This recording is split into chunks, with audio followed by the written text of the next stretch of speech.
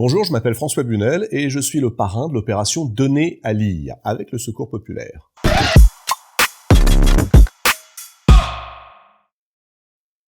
Alors Donner à lire, c'est une opération qui est extrêmement simple et que chacun peut mener à bien. Il suffit de se rendre chez son libraire préféré, d'aller choisir les livres dont on a envie pour soi ou pour faire des cadeaux, et puis d'y ajouter un livre pour les jeunes, pour un enfant qui n'en a pas chez lui. Un livre neuf, bien évidemment, que vous choisissez, qui vous rappelle quelque chose, que vous avez lu, que vous avez fait lire à vos propres enfants, dont on vous a parlé.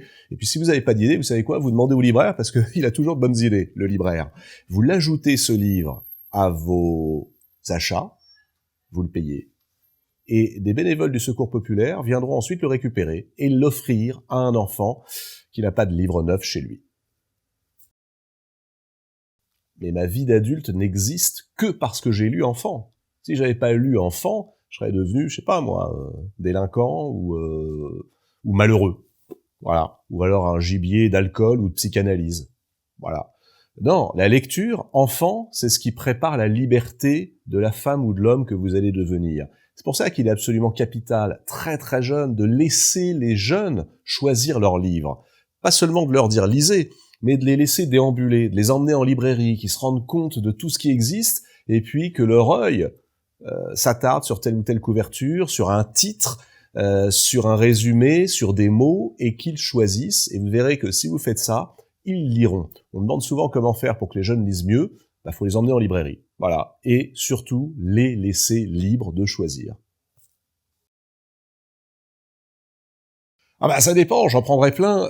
Je prendrai un livre pour les tout petits, alors ça il y a l'embarras du choix avec ce qui sort actuellement. Je pense que j'irai chercher aussi les vieux livres classiques revisités, par exemple les contes et récits de la mythologie grecque, de la mythologie nordique. Aujourd'hui, il y a plein d'illustrateurs qui le font très bien. Je crois que j'ajouterai un manga aussi, parce que je crois que c'est par les mangas qui raconte avec beaucoup de suspense la manière dont on écrit une histoire, dont on doit la relire et la raconter aux autres, qu'on peut faire venir les jeunes à la lecture. Et puis pour les plus âgés, j'irai peut-être chercher, pas seulement dans le rayon jeunesse, mais dans le rayon ado, pourquoi pas, Le Seigneur des Anneaux, de Tolkien, Bilbo le Hobbit, de Tolkien, ou alors le livre Game of Thrones, de George Martin, qu'on peut lire à partir de 12 ans, sans aucun problème, parce que ça s'appelle un chef-d'œuvre, et que le principe des chefs-d'œuvre, c'est que vous le lisez aussi bien à 10, 12, 20, 30, et beaucoup plus.